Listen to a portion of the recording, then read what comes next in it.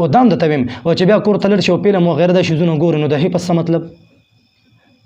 رڼا او تیاره دا یو ځای کېدی شي تاسو ټول نه پوښتنه کوم دا مثال زه قدر کوم چې نن پوه کم رڼا او تیاره دا یو ځای کېدی شي نو دا تاسو کوم دا څوک وي چې په یو ذهن کې به قرآن هم راشي په یو ذهن کې به ګنده شیزونه هم راشي دا قرآن رڼا ده ځکه دا د الله کلام دی قرآن رڼا ده او د چا کلام دی او کلام ویل کېږي خبرو ته نو چې قرآن د الله کلام دی نو خامخا به رڼایي او دا فلمونه وغیره دا ټول د شیطان شاخونه دي د شیطان د اعمالو نو چې تاسو وردا خبر یادي نو چې قرآن رڼا شوه نو ذهن کې به اله کینی چې کله ته ځان د تیارو نه ساتې بس په دې ټایم باندې دا رڼا ده که نه نو تیار خو نشي کېدی که نه ځکه چې تیارې شي نو بیا به رڼا نه او چې رڼا ده نو تیاره نشته نو دا په ذهن کې دا خبره وساتئ غورې ښه قرآن کې په 19 پاره کې الله فرمایي قل للمؤمنین یغضوا من ابصارهم او په بل ځای کې فرمایي وقل للمؤمنات یغضضن من ابصارهن الله وی پیغمبر ته وی پیغمبره وی د مؤمنانو سړو ته مو وایا او د مؤمنانو ښځو ته مو وایا دواړو دپاره صیغه استعمال شوه چې دا خپل نظرونه لاندې کې د خپل نظرونه لاندې کې په دې وجه حدیث کې راځي نبی علیه السلام وفرمایل وی کم کس چې دی ګوره هر چاته ویلي دي ښه دې کې هر څوک راغلی وی کم کس چې د دوه شیزونو ضمانت ماله راکو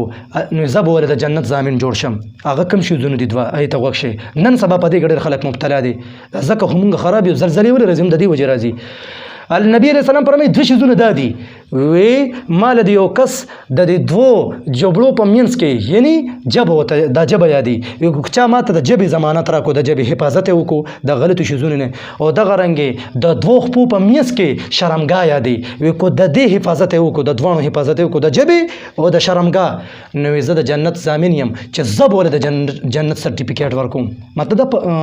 د سفارش به ولې کوم نو د دې نه بله غټه خبره کېدی شي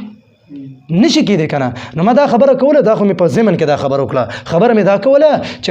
الله قرآن کې په خپله پیغمبر ته فرمایي چې نظرونه لاندې کې د مؤمنانو ته ووایه او مونږ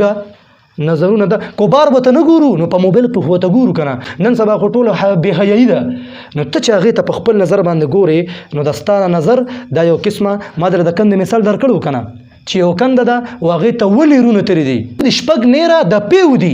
او یو نیر دغه دی د نالۍ د څښاو به دي نو دې کنده ته چې کم پیچې وغیره چې دا کم مواد چې جمع شو دا د استعمال دی زمونږ زړه زمونږ دا زړه زمونږ د دماغ دا یو قسمه کنده ده او دا سترګې دا یو نالۍ ده لکه رګ د دې یو رګ ترې د خولې نه د غوږونو نه نو کم کس چې په سترګو باندې ګناهونه کوي که نه